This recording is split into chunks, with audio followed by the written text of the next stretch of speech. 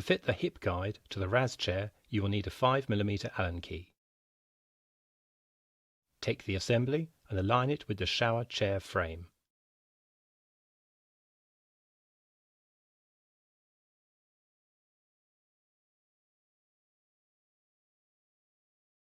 Using the Allen key, tighten both screws.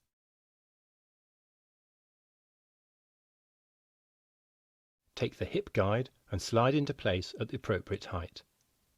Then tighten the green knob. It is important to check all fittings are secure before use.